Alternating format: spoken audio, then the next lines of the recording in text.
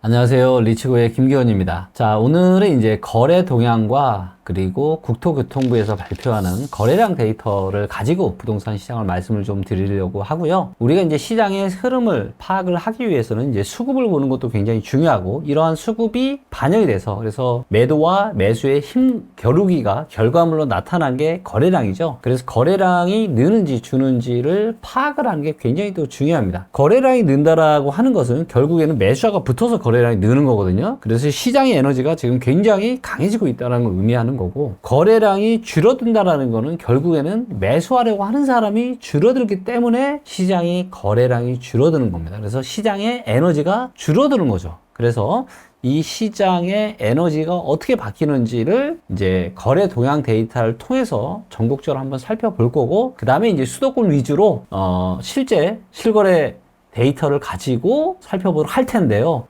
제가 조금 실거래 데이터를 제가 보고 놀란 게 뭐냐면, 서울의 아파트 거래량이요, 지금 8월달 대비해서 9월달에 지금 반토막이 넘게 줄었습니다. 네, 반토막이 넘게 줄었어요.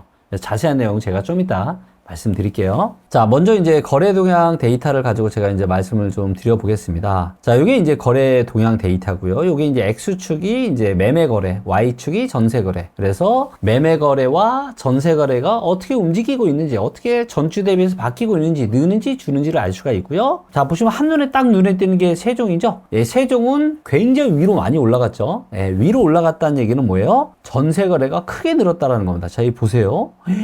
와, 세종이 전세 거래가 정말 많이 늘었어요. 근데 반대로 매매 거래가 아주 많이 줄었죠. 그래서 매매 거래가 굉장히 많이 줄어들었고, 이게 이제 결국에는 전세로 옮겨갔다는 걸 의미하겠죠. 왜냐하면 부동산에 대한 수요는 딱 정해져 있습니다. 매매냐, 전세냐, 월세냐. 그렇죠? 딱 세 가지 선택지밖에 없는데, 매매를 하기 싫으면 당연히 이 수요가 전세나 월세로 옮겨가겠죠. 그래서 지금 세종 같은 경우는 전세 거래가 지금 요때 이후로, 그러니까 23년 한 10개월 만에 전세 거래가 가장 크게 증가했다. 이렇게 좀 보시고, 근데 매매 거래는 지금 완전히 쪼그라들었죠.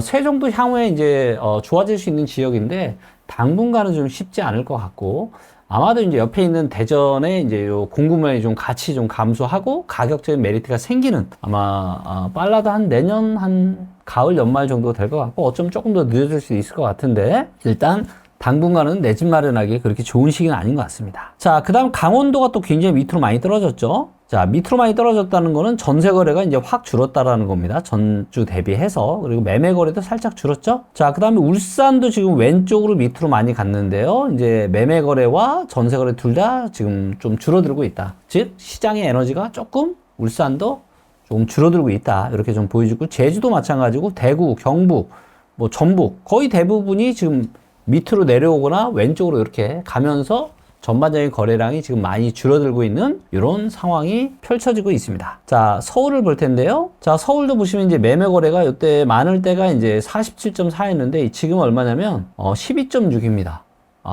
이거는 뭐 반토막 이상이죠. 굉장히 많이 쪼그라들었습니다. 그래서 요걸 보면은 47이랑 10이니까 와, 거의 뭐 한 4분의 1 토막 거래가 지금 굉장히 많이 줄어든 거죠. 그래서 거래가 이제는 정말 많이 지금 줄어들었습니다. 그리고 요거를 얼마나 요 거래가 많이 줄어든 거냐면은, 이거를 아주 길게 한번 데이터를 한번 볼게요. 서울만. 자, 이제 보이시죠? 요게 이제 서울이 거래가 이렇게 많을 때는 이렇게 이제 막, 거래 수급이 이제 한 40 이상도 돌파를 하는데, 지금은 이제 평균이 14.5보다 더 밑으로 지금 내려온, 거래가 이제 굉장히 한산해진 이런 상황입니다. 그래서 여기 보시면 이렇게 빨간색이 거의 이렇게 바닥에 붙어 있잖아. 이럴 때는 시장의 에너지가 굉장히 약하다라고 하는 겁니다. 예, 그래서 요때도 보시면, 요때도 이제 2008년, 2009년에 잠깐 빨간색 살짝 올라왔지만 이제 다시 이렇게, 그래서 요런 장이 지금 에너지가 약한 장. 그래서 지금도 서울이 이제 2021년 이후로는 지금 이렇게 상당히 이제 거래로 봤을 때는 상당히 에너지가 이렇게 약한 시장이 계속 지금 지속이 좀 되고 있는 걸로 판단이 되고 있습니다. 자, 이번에는 인천을 볼 거고요. 인천은 수급은 그래도 좀 괜찮은데, 인천도 역시나 거래는 매매나 전세나 거래는 역시 조금 지금 감소한 이런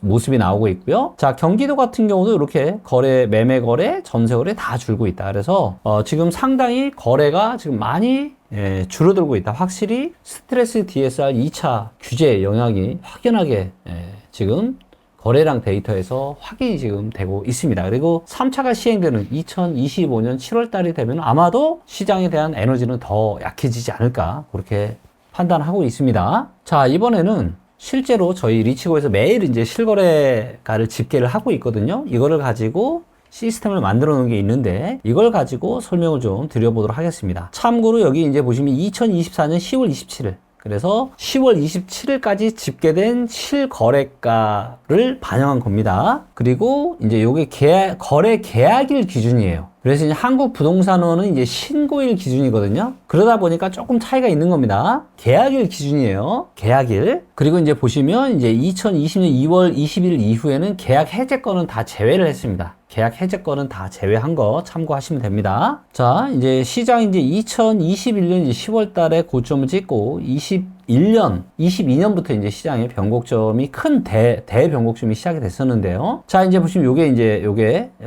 하나하나가 이제 실거래입니다. 요 점 하나하나가 실거래고요. 이제 보시는 것처럼 최근에 이제 신고가가 진짜 많았죠. 2024년 7월 22일에는 한남동 나인원 한남이 이제 220억 역사상 최고 신고가를 한번 찍었었고, 그 다음에 이제 아크로 리버파크가 또 8월 5일 날 180억 이때 또 신고가 한번 찍었고, 그리고 이제 요 빨간색 선이 이제 평균 거래 금액이라고 보시면 됩니다. 그래서 이 평균 거래 금액이 이렇게 이제 낮을 때 24년 2월 달, 그 다음에 최근에는 이제 24년 1월 달. 그러니까 평균 거래 금액도 이게 물론 이제 실거래 가격 지수랑은 조금 다르지만 유사합니다. 그래서 이제 보시는 것처럼 이때가 바닥이었고 올라왔다가 작년에도 8월 달 이후로 떨어졌다가 24년 1월 달에 바닥 찍고 또 올라갔다가 올해는 언제가 고점이에요? 6월 달에 이 실제로 거래된 아파트들의 평균 가격으로서는 가장 고점을 찍었고, 이 고점을 찍고 나서는 지금 7월, 8월 계속 떨어지고, 그 다음에 9월 달 들어서는 상당히 많이 떨어졌죠. 그래서 보시는 것처럼 요 신고가 치는 요것도 점점 낮아지고 있습니다. 점점 낮아지고 있어요. 물론 그럼에도 불구하고 일부 아파트 단지 신고가 찍는 거 있습니다. 근데 서울의 모든 아파트들을 이렇게 점 하나하나로 표현을 했을 때는 어때요? 확실하게 이때도 보시면 이제 굉장히 신고가 이런 것들이 있는데 8월 달은 신고가가 이제 85억이었고요. 9월 달은 지금 신고가 가장 신고가라는 표현을 정정할게요. 최고 거래가액. 그래서 가장 높게 거래가 된 게 9월 달은 79억이 있습니다. 계속 떨어지고 있죠? 그리고, 요게 이제 10월 달은 아직 다 집계가 안 됐지만 67억 8천만 원까지 지금 떨어졌습니다. 이렇게 보이시고 있고요. 아직 다 집계 안 된 겁니다. 그런데 이제 지금 10월 말까지 거의 집계가 된 거니까 계약일 기준이니까 10월 27일이면 9월 27일까지는 다 집계가 끝난 거겠죠? 그러니까 며칠 거의 다 포함된 거라고 좀 보시면 되고요. 자, 거래량을 보면은 서울이 이제 6월 달에 이제 6,766건, 그 다음에 이제 7월 달에 7,917건, 그리고 8월 달이 이제 5,560건 찍었고요. 자, 그런데 이제 5,560건에서 갑자기 9월 달에 지금 얼마냐? 2,400건이 안 됩니다. 아마도 조금 더 며칠 증가가 되면 아마 한 2,500건, 2,600건 정도는 될 텐데, 그래도 뭐예요? 지금 8월 달에 지금 5,560건인데 이거 절반이면은 2,800건이 조금 안 되잖아요. 2,700 한 몇십 건 되잖아요. 근데 지금 거래가 9월 달에는 완전 지금 반토막 넘게 지금 거래가 폭락을 한 겁니다. 거래가 절반 이하 줄어든 거는요, 이거는 거의 거래 폭락입니다. 폭락. 한 달 사이에. 그것도.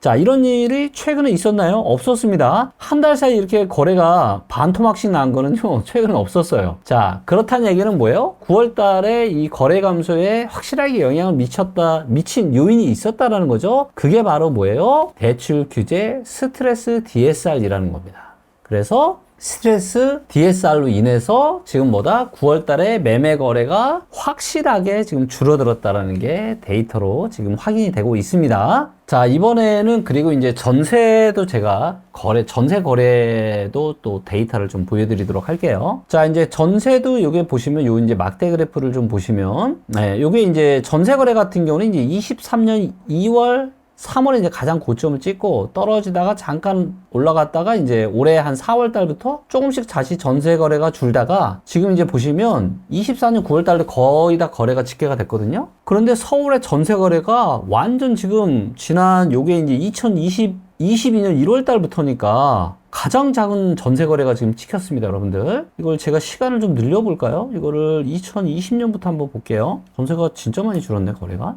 자, 이거를 보시면 지금 이제 9월 달이 이제 6,187건 정도 되거든요. 근데 요 정도는 지금 21년 9월 달, 그 다음에 20년 9월 달. 9월 달이 이렇게 거래가 되게 작았네요. 그쵸? 그래서 2020년 9월 달이 딱 4년이 지난 게 24년 9월 달이죠. 그쵸? 그래서 보니까 9월 달이 최근만 빼놓고는 2020년 9월 달, 그 다음에 21년 9월 달은 상당히 거래량이 좀 작았고요. 요게 지금 24년 9월 달에도 전세 거래가 좀 줄었다. 그래서 이제 보시면 23년, 24년 요때까지만 해도 전세 거래가 굉장히 많이 늘었다가 최근에 전세 거래가 이렇게 많이 지금 감소를 하고 있습니다. 그래서 매매 거래뿐만이 아니라 전세 거래도 이렇게 감소하고 있다는 거 꼭 명심하시고요. 그리고 이제 4분기, 24년 4분기에는 서울에 일시적으로 공급이 상당히 많이 증가하죠. 그리고 아까 리치고에서 이 분양 쪽 데이터를 봐도 올해 4분기에 지금 청약 예정인 건들이요 굉장히 많습니다. 지금 이 보세요. 여기도 이렇게 많고 강북도 한번 가볼까요? 강북에도 이렇게 강남보다는 덜하지만 강남보다는 확실히 덜하네요. 강남보다는 확실히 덜합니다. 그런데 이렇게 청약 예정인 것들이 꽤 있습니다.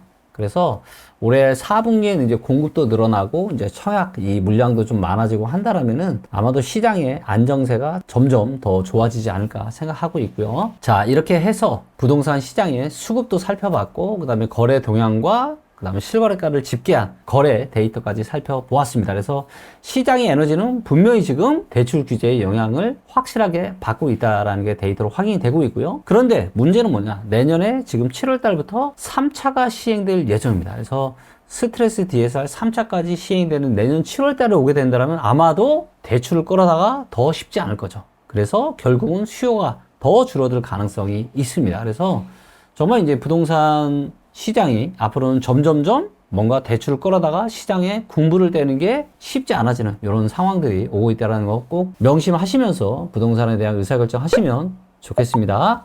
감사합니다.